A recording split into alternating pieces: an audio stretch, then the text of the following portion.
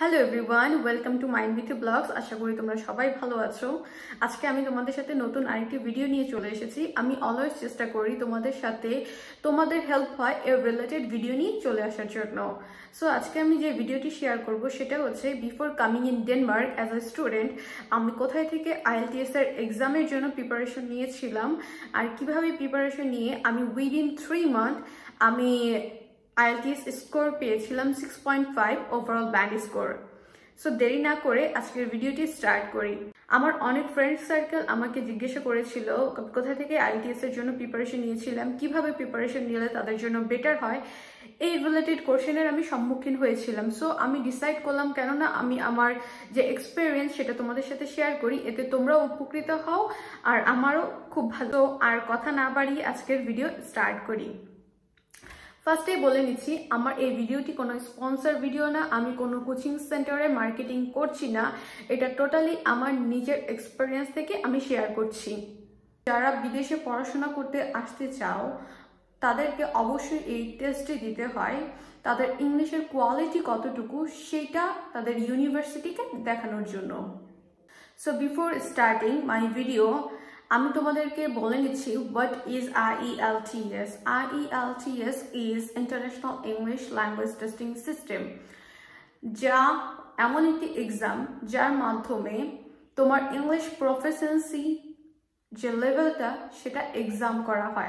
তো তোমাদের মতো আমিও যখন আমার বিদেশে আসার স্বপ্নটা দেখেছি তখন আমার ফার্স্ট চিন্তা ছিল আমি কোথায় থেকে IELTS এর জন্য প্রিপারেশন নিব। সো এই এক্সামটা দেওয়ার জন্য আমি অনেকগুলো কোচিং সেন্টারে ঘুরেছিলাম প্রিপারেশনের জন্য।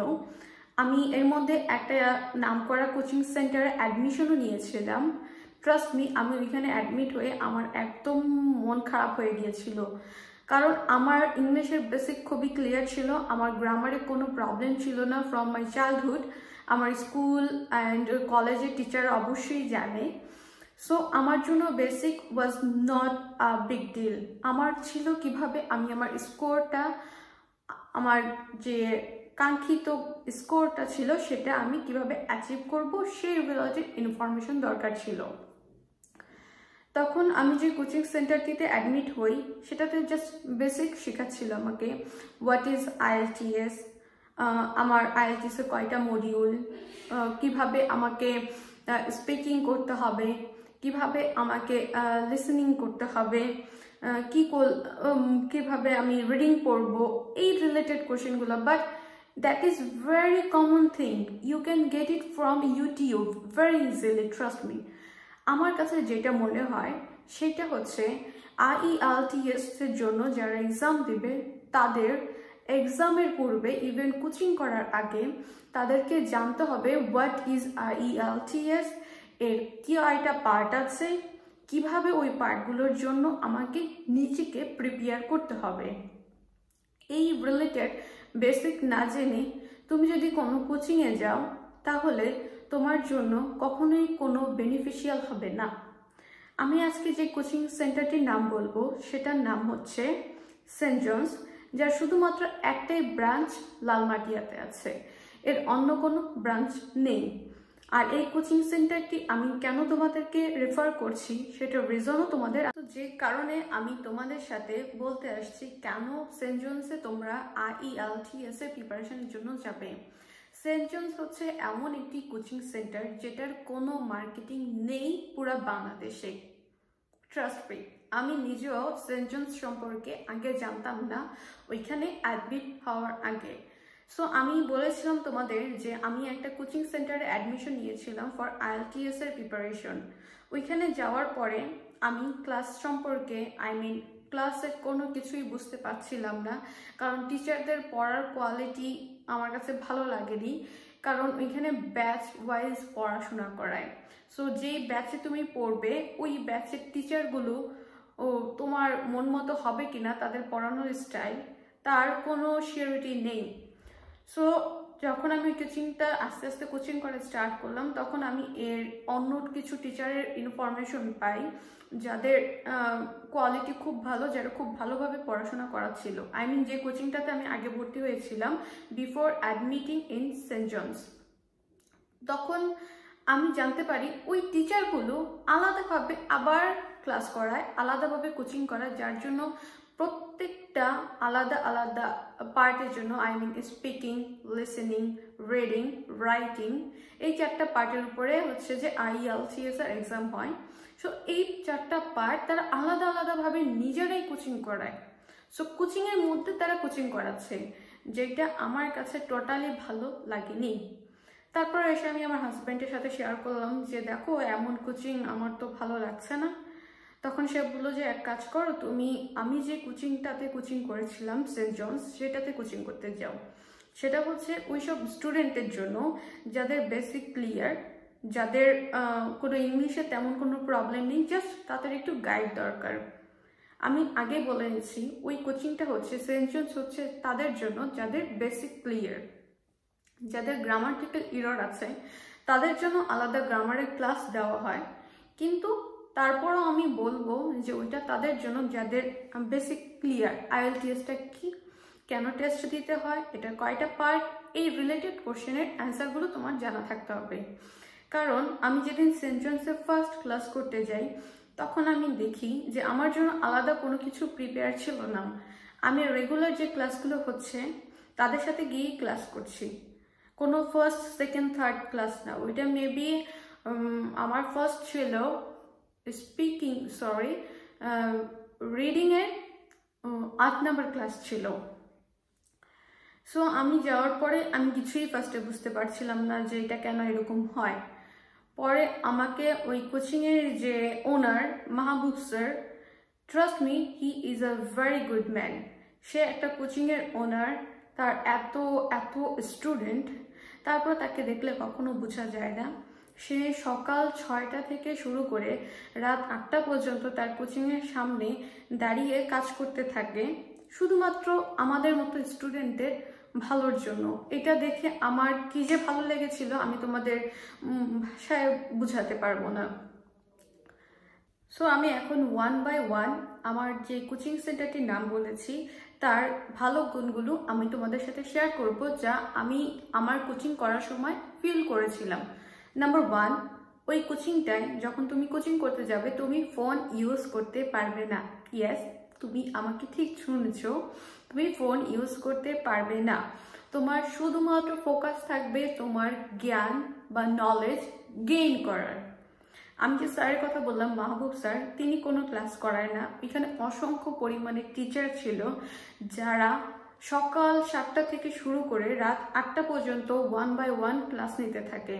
সো ওই ক্লাসগুলো তুমি একটা টিচারের ক্লাস করছো, তোমার কাছে মনে হচ্ছে যে না আমি আরেকটা ক্লাস করব অন্য টিচারের, সে কিভাবে পড়ায় তার স্টাইল দেখে হয়তো বা আমার মধ্যে আরো বেশি কিছু যাবে, আমি আরো বেশি কিছু গেইন করব।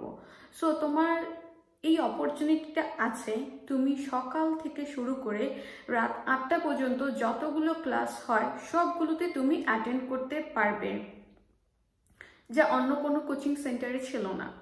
নাম্বার 2, তুমি অ্যাডমিশন নেওয়ার পর ওই কোচিং সেন্টারে 2 বছর পর্যন্ত ক্লাস করতে পারবে। তোমাকে একটা কার্ড দেওয়া হবে যেটা হচ্ছে ওই কোচিংয়ে এন্ট্রি কার্ড। ওই কার্ড ছাড়া তুমি কোচিংয়ে এন্ট্রি করতে পারবে না। নাম্বার 3, তুমি যখন কোচিংয়ে অ্যাডমিট হবে ঠিক সেদিন থেকেই তোমার যত ইচ্ছা তত মক টেস্ট দিতে পারবে উইদাউট এনি প্রবলেম। আর আমি অন্য যে কোচিংয়ে কোচিং করেছিলাম সেখানে মক টেস্ট ছিল অনলি 5। সো এটা তোমাকে জাস্ট একবারই তুমি দিতে পারবে, এর বেশি তুমি দিতে পারবে না। বাট সেন্ট জনসে তোমার যত ইচ্ছে ততবার তুমি মক টেস্ট দিতে পারবে। আর তোমার খাতা, তোমার রাইটিংয়ের খাতা, তোমার রিডিং, লিসেনিং, এভরিথিং বারবার যাচাই করা হবে, কোনো প্রবলেম নেই। আই মিন এই কোচিংটার মধ্যে যাওয়ার পর আমি দেখেছি যে তারা টাকার কথা চিন্তা করে না, তারা চিন্তা করে কিভাবে একটা স্টুডেন্টকে তার বেস্ট দিবে। আমি যখন ক্লাস করেছিলাম তখন আমার সাথে একটা আপু ক্লাস করেছিল, তার মেয়ে আমার চাইতে বয়সে বড়। আমি তাকে জিজ্ঞাসা করলাম যে আপু আপনি কেন IELTS করছেন? সে বলল যে সে বিদেশে যাবে, ইউকেতে যাবে, কারণ তার মেয়ে ওইখানে পড়াশোনা করে, তো সেও গিয়ে ওইখানে পড়াশোনা করবে। সো পড়াশোনার কোনো এজ নেই এখানে, সব বড় যারা জব করে তাদের জন্য, আই মিন যারা তোমরা জব করছো তাদের জন্য সুইটেবল ব্যাচ দেওয়া থাকে। নাম্বার 5, তোমার রিডিং এর সবচাইতে হার্ড পার্ট হচ্ছে, আমার কাছে যেটা লেগেছিল সেটা হচ্ছে রিডিং। সো রিডিং এর প্রত্যেকটা part, MCQ, filling the blank, unknown জিনিসগুলো কিভাবে তুমি সলভ করবে ওয়ান বাই ওয়ান পড়ে, আর রিডিং এর পার্টটা পড়ে, রিডিং এর যে প্যাসেজটা সেটা পড়ে, সেইটা তোমাকে ধারণা দেওয়া হয় ওই কোচিংগুলোতে। তুমি মনে করো একটা টিচারের ক্লাস করলে এখন রিডিং এর সেম প্যাসেজের উপরে তুমি কাছে মনে হলো যে না আমি তো আরেকটু বুঝতে চাই এই টিচারের ক্লাস, তখন এই টিচার আবার যেই ক্লাসে গিয়ে ক্লাসটা করাবে তুমি সেখানে গিয়ে ক্লাসটা করতে পারো। অথবা তুমি যদি চাও যে আমি অন্য আরেকটা টিচারের সেম ক্লাস করব, সেটাও তুমি করতে পারো। নাম্বার 6, যখন তুমি IELTS এর প্রিপারেশন স্টার্ট করবে তখন তুমি নীলক্ষেত থেকে ক্যামব্রিজের যে বুকগুলো আছে সেগুলো সবগুলো কিনবে। আর একটা কথা বলে নেই, অন্য যে আমি কোচিং সেন্টার কোচিং করেছিলাম তারা কোনো ক্যামব্রিজের বুক ফলো করতো না, তারা নিজেদেরই বই ফলো করতো, যা তোমার জন্য কোনো বেনিফিশিয়াল হবে না। কারণ IELTS এর প্রিপারেশনের জন্য বেস্ট বুক হচ্ছে ক্যামব্রিজের বুক, যা সেন্ট জনসেই শুধুমাত্র আমি দেখেছি তারা এই বুকই ফলো করে, অন্য কোনো বুক ফলো করে না। সো একটা ক্যামব্রিজে মনে করো যে ক্যামব্রিজ 6 বুকের একটি রাইটিং তোমাকে ক্লাসে শেখাচ্ছে, ওইটার যে পার্ট 1 পার্ট 2 দুইটাই তোমাকে একই দিনই শিখাবে।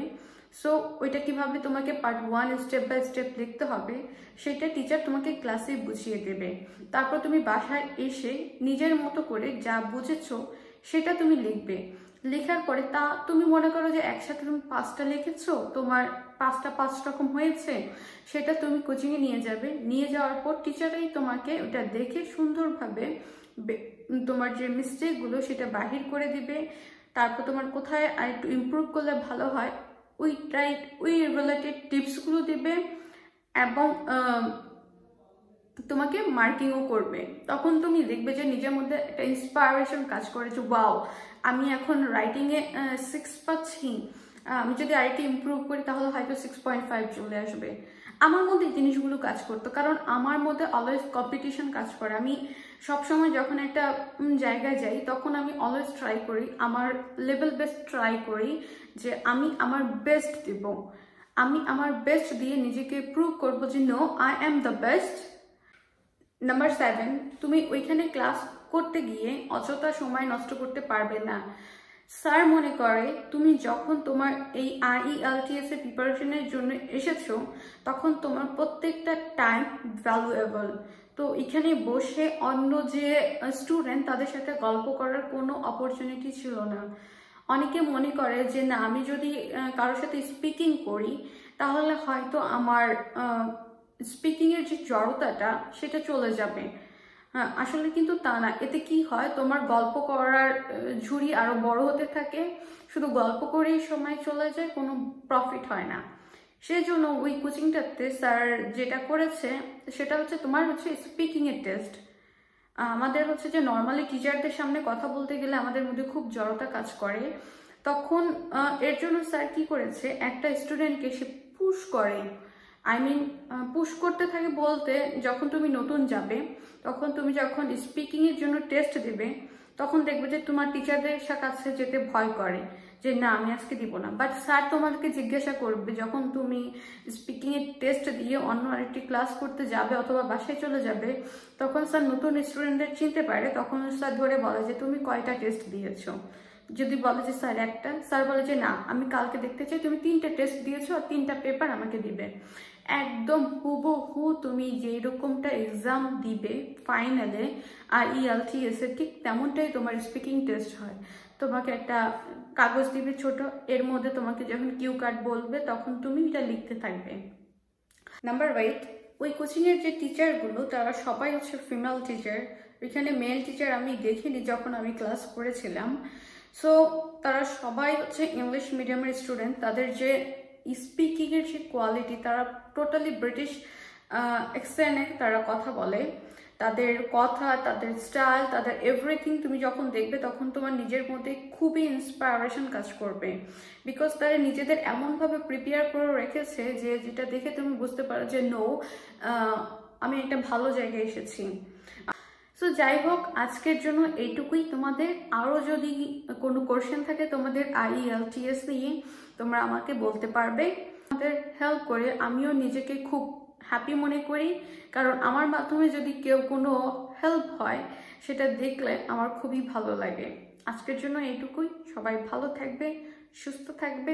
আল্লাহ হাফেজ।